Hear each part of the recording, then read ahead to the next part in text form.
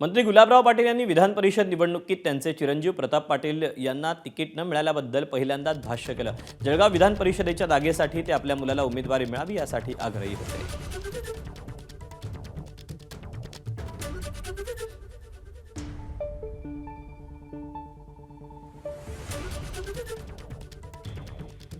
काही लोक म्हणले किंवा राजकारणामध्ये आता तिकीट मिळालं नाही, अमुक नाही मिळालं नाही। हे बघा, जिसके नसीब में होगा तो चलकर आएगा और नसीब में नहीं होगा तो आकर चले जाएगा। त्यामुळे फिकीर नाही करायची, याच्यातूनही काही चांगलं होणार असेल देवाच्या मनामध्ये। त्यामुळे प्रारब्धावर विश्वास ठेवा। एबीपी माझा, उघडा डोळे बघा नीट।